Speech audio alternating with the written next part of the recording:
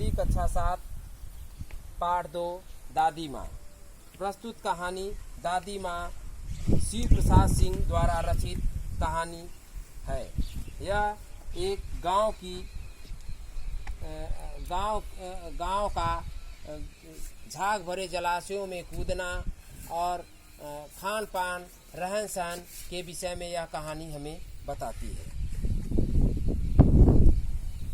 कमजोरी ही है अपने सच पर सच तो यह है कि जरा भी कठिनाई पड़ते बीसों गर्मी बरसात और बसंत देखने के बाद ही मेरा मन सदा नहीं तो प्राय अनमना सा हो जाता है। मेरे शुभचिंतक मित्र मुँह पर मुझे प्रसन्न करके पर आने वाली छुट्टियों की सूचना देते हैं और पीठ पीछे मुझे कमज़ोर और जरा सी प्रतिकूलता से घबराने वाला कहकर मेरा मजाक उड़ाते हैं।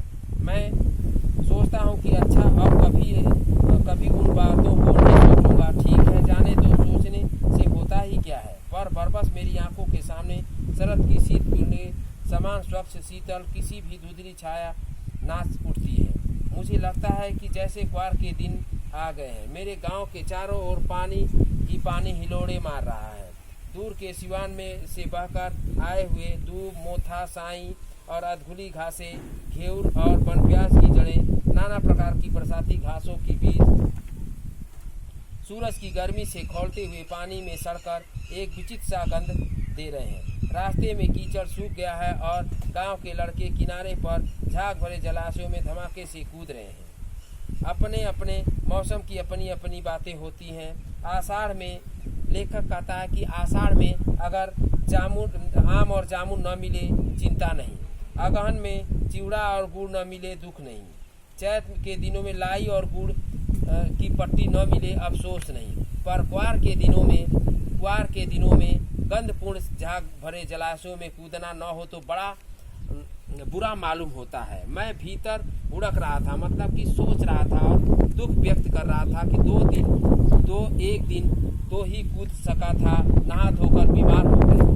हल्की बीमारी न जाने क्यों मुझे अच्छी लगती है। थोड़ा थोड़ा ज्वर हो, सर में साधारण दर्द और खाने के लिए दिन भर नींबू और साबु, लेकिन इस बार ऐसी चीज़ नहीं थी।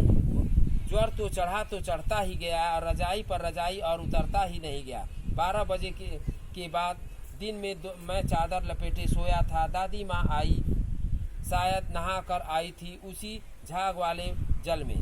पतले दुबले स्नेह सने शरीर पर सफ़ेद किनारीहीन धोती पहने हुए, बालों के सिरों पर सद्य सपटे हुए, जल की शीतलता आते ही उन्होंने सर पेट छुआ, आंचल की गांठ खोल किसी अदृश्य शक्तिधारी के चबूतरे की मिट्टी मुंह में डाली, माथे पर लगाए दिन रात चारपाई के पास बैठी रहती थी।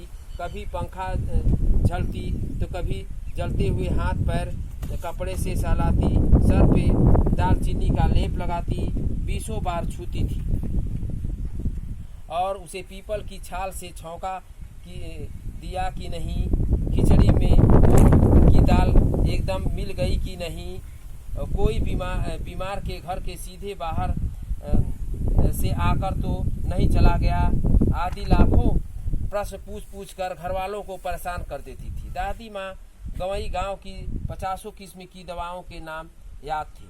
गांव में कोई बीमार होता उसके पास पहुंचती और वहाँ भी वही काम, हाथ छूना, माथा छूना, पेट छूना, फिर भूत से लेकर मलेरिया, सरमाम, निमोनिया तक की अनुमान विश्वास के साथ सुनाती। महामारी और विषुचिया के दिनों में रोज सवेरे उठकर स्नान के बाद लवंग और गुड़ मिश्रित जलधार, गुल्लर और धूप सफाई कोई उनसे सीख ले। दवा में देर होती, मिश्री या शहद खत्म हो जाता तो चादर या गिलाफ नहीं बदले जाते तो वे वैसे पागल हो जाती थी। बुखार तो उसे मुझे अब भी आता है, नौकर पानी दे जाता है। मेष महाराज अपने मन के पकाकर खिचड़ी या साबू, डॉक्टर साहब आकर नाड़ी देख जाते। कुनैल मिक्सचर की शीशी की तिताई के डर से बुखार भाग ही जाता, पर न जाने ऐसा क्यों बुखार को बुलाया कि नहीं जाता। किशन भैया की शादी हुई ठीक हो गई। दादी माँ के उत्साह और आनंद का कहना न था। दिन भर गायब रहती थी। सारा दिन जैसे उन्होंने सारा घर जैसे उन्हें सर पर उठा लिया है। पड़ोसी ने घर ठहर एक काम अब बहुत बुलाने पर दादी माँ आती। बहन बुरा न मानना, काम परोजन का घर ठहरा, एक काम अपने हाथ से न करूं तो होने वाला नहीं है। जानने को यो सभी जानते हैं कि दादी माँ कुछ करती नहीं, पर किसी काम में उनकी अनुपस्थिति वस्तुतः विलंब का कारण बन जाती है।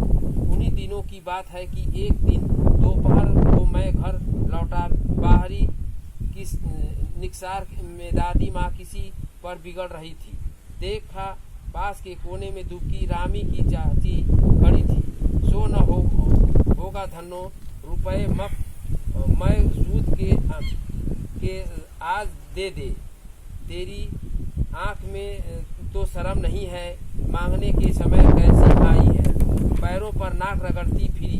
किसी ने या पाई तो नहीं, अब लगी है, आजकल करने लगी, फसल में दे दूंगी।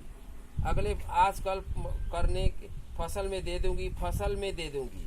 अब क्या तेरी खातिर दूसरी फसल कटेगी?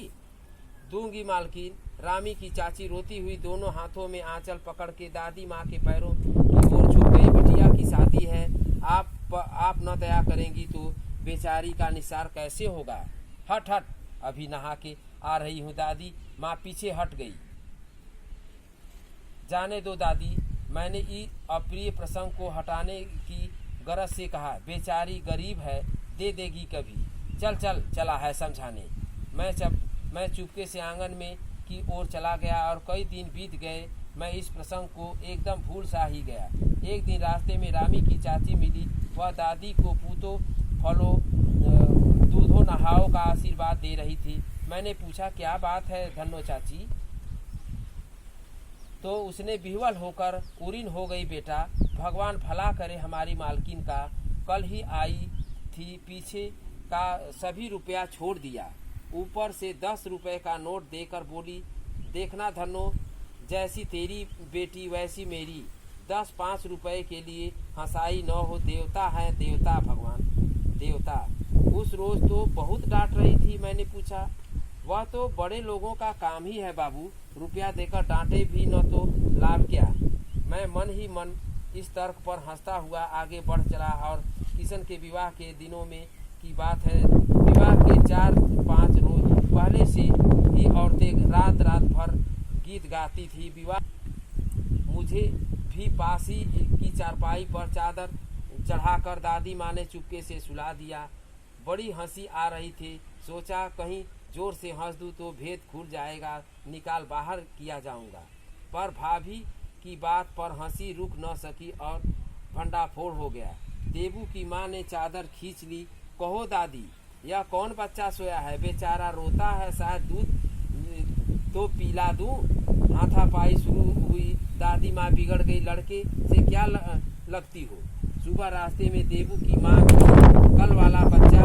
अभी मैं वहाँ से जोर से भागा और दादी माँ के पास जा खड़ा हुआ। किसी प्रकार से अपराध हो जाने पर हम दादी माँ से छाया में खड़े हो जाते थे, अभयदान मिल जाता था। स्नेह पर ममता और मूर्ति दादी माँ की एक एक बात पर आज कैसी मालूम होती है। परिस्थितियाँ का वात्या चक्र जीवन के को सूखे पत्ते आ जाए कैसा नचाता है, इसे दादी माँ खूब जानती हैं कि दादा के मृत्यु के बाद ही बहुत उदास हो गई और उन्हें संसार धोखे की टट्टी मालूम होने लगी। दादा ने उन्हें स्वयं धोखा दे दिया। वे सदा उन्हें आगे भेजकर अपने पीछे जाने की झूठी बात कहा करते थे। दादा की मृत्यु के बाद कुकुरमुत्ते की तरह बढ़ने वाले मुंह में राम बगल में छुरी। दोस्तों ने, शुभचिंतकों ने इस स्थिति की डामाडोल कभी नहीं देखा था। मैं बहुत देर तक मन मारे उनके सामने बैठा रहा। उन्होंने आंखें खोली। दादी माँ, मैंने धीरे से कहा, क्या है रे, तू यहाँ क्यों बैठा है? दादी माँ, एक बात पूछूं, बताओगी ना?